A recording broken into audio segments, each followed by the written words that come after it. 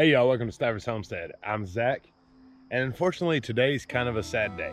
Now, not in the thoughts of any kind of tragedies or any kind of worries that have happened, but we got the potato beetles, y'all. And the potato beetles have taken down our potatoes. So most people are familiar with the tomato hornworm. You know, one of them hornworms can get on your tomato plant and completely eat it down to the bare stem in literally one day or overnight. Well, potato beetles can, if the infestation is bad enough, can honestly do that to your potatoes as well, and that's what's happened here. So what that does the most is it means we no longer have that growth. So our plants are not gonna go to flowers, they're dying. And that means we have to harvest our potatoes. So here in 6B in Kentucky, where we are, normally it would be around a July harvest for all of our potatoes once we actually get to the flower and they start dying back naturally. Well, we're having to call that quits now and harvest what we have before they completely die out, because once they die out, that stops bringing the nutrients down to the potatoes and they'll rotten in the dirt. So since they're not gonna have any more growth, we're not gonna have any more potatoes, we're gonna take them out of the ground and see what our harvest looks like. Before we do that, I'll give you a little just tidbit on what we planted in here. We did just the in-ground hilling method. And we mainly did Yukon Golds. That's one of our favorites, but there's a few other varieties that I can't exactly remember the names. But they're all from Haas Tools. We love getting our potatoes from them. We've had great success. It's just now we're on a new farm and like we've never had to deal with potato beetles before. So we usually don't put any kind of pest maintenance on them. But here at the new place, the potato beetles came out real fast. So it's a nice non-humid day today. I really enjoy that. So we are doing this in the heat of the day, but it's time to start going and getting to work on this. So let's just get at it.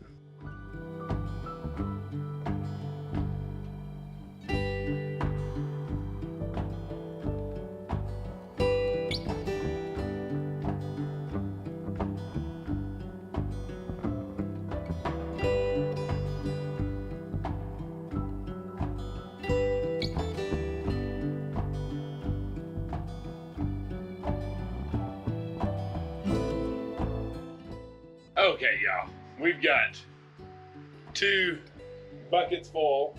The red rustic potatoes did a lot better than the purple ones on size-wise. However, I only got 2 rows done. So if you didn't catch the live that I did a few days ago, I had a little situation with some ants. They got in the shorts and caused a real fun heyday, lots of burnies, but we're good now, everything's fine. I looked like a mess. It was chaotic and crazy. But now, ate dinner, cleaned off, cooled off. Things are a little bit better now. And now it's time to put these up before I do the other rows, probably tomorrow, because I've inflicted enough pain on myself that it's good to take a break on them. So we are going to not wash these. Do not wash your potatoes. It's a little, I feel like people are back and forth on if they do or not, but water and moisture will cause fungi and rot in your potatoes when you go to store them. So we do not wash. We wash before we eat them. But when it comes to long-term storage, we're gonna just kind of rub the dirt off, you know, as much as we can. There's still gonna be quite a bit that's kind of hanging on there. You can use a vegetable brush if you want to really get that off. But we're gonna put these down in our basement on our racks so they have plenty of airflow and a cool, dry spot, and they'll store all the way till winter. And into the next year. About when you're gonna plant your potatoes, they'll start sprouting. If they haven't, you can reuse them and plant them. But we're gonna get these down there. We had a pretty good yield. Like I had mentioned, it would have been a lot better if we were able to go through about mid-July, but potato beetles are what they are, and we're still happy to get a harvest.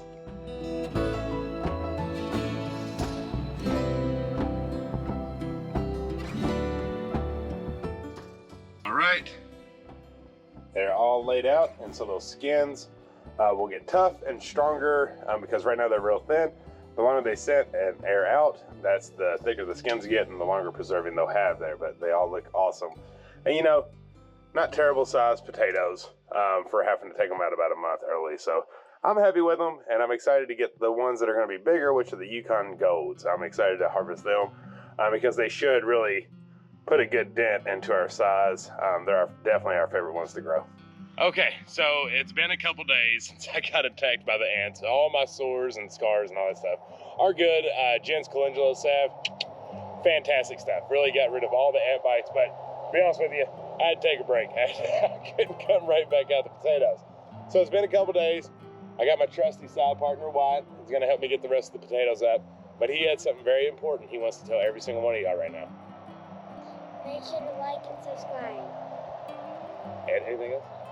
Ring the bell. Ring the bell? Anything else? Comment down below. Yeah, maybe talk about a comment, that'll work. All right, you ready? Yeah. All right, let's do this.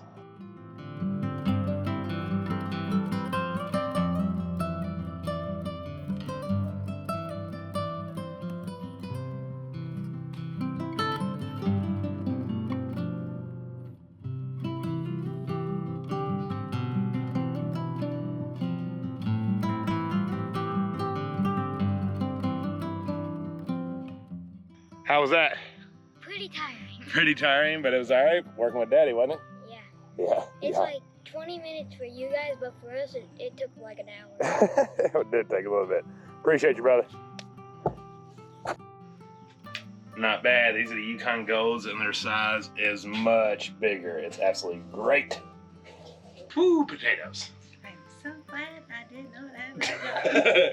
Well, me and Mom were out there dinner, and Mom said, did mommy ever do this? I said, she did last year. He said, are you sure? He said, because it's a lot of hard work. I said, yeah, she's put her time in, son. She's put her time in. It's his turn. That's right. But I was glad to have Wyatt out there helping me. I love them. The kids are doing any kind of farm stuff. So Raylan was at cheerleading, so that means Wyatt is attached to us doing farm work, and you know, he loves it and hates it kind of thing. He enjoys spending the time with us. But anyways, potatoes. So about potatoes, we got 40 pounds. That's what we ordered from Haas Tools, was 40 pounds of potatoes. And that's what we planted. And that's what we planted.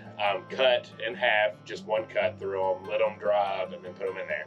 So we got 200 pounds of potatoes out of that. Now that's pretty good. That's not bad whatsoever. We're not upset about it. However, it could have been a lot more. And that's mainly because the potato beetles that came around ate the plants down and really hindered the size of some of our potatoes. Yeah. But that's all right. That's all right. Those Yukon Golds that we got here in this last one, which I knew were going to be bigger, they always produce nice, very large sized potatoes, and they're also our favorite. Yeah. I'm pretty sure next year that's probably all we'll get is Yukon Golds. The purple ones taste a little earthy, but they're fun to grow, right? Like they get that purple color. But if you're not going to eat them, then Purple it's mashed potatoes. purple mashed potatoes. It's really neat to do. But if you don't like the taste of them and you're not going to eat them, it's not worth putting in your pantry or growing them. Yeah. However, we haven't tasted this round, so we'll see what happens. But I can go and tell you that next year it's going to be strictly Yukon Golds. I am just proud of the harvest because I told him when we moved here, which was like a few months later, we planted potatoes and we didn't even expect to do that, but we did it anyway. And I said, I will be happy with anything. Even if we just pull out the amount of seed potatoes that we put in the ground, I'm happy with that because we grew something. It was the first thing we planted here and it felt really successful. So just to have any potatoes in our basement, you know, that we can eat for however long it takes us feels really, really good. Yeah, and that's an extremely important message for all of you to hear really, really friggin' clear. Planting something and getting something is better than not planting and doing nothing at all. Yep. You know, that goes such a long ways. And just knowing that, because I was telling Bonnie, he's like, man, it's hot out here. I said, yeah, but these potatoes for just the four of us will feed us all through the winter. Yeah. I mean, that's a really cool fact to say, even if it was a smaller harvest than we thought it was going to be. Yeah, and if you planted potatoes in a bucket and you got that harvest, cherish it because that is amazing. You don't have to have this gigantic yield.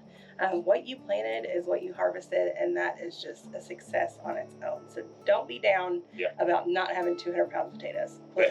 Right, absolutely. Yeah, if you did 5 pounds and you got 30 pounds out of it, absolutely amazing. So pat yourself on the back for that. But potato season is over. Yeah. So for now, so that plot we'll be covering with a sludge tarp, which is sludge tarp is just a very thick, heavy, milled black plastic to try to kill out them stinking bugs and get the soil ready for our winter crops that'll be coming in. And a lot of you mentioned to put the chickens on it, and we might do that. Yeah. Because the layers that are still in the electric fence, we could move them over there on that plot and let them eat the bugs. We might do that before we put the tarp on, Yeah. just to supplement their feed and get rid of the bugs. I'm good with that for the bug eating portion. I'm not a huge fan of using chickens to till a garden. Yeah. I think For the they, bugs. yeah, the bugs and adding their fertilizer, but then you gotta let it sit and wait for this hot stuff, y'all.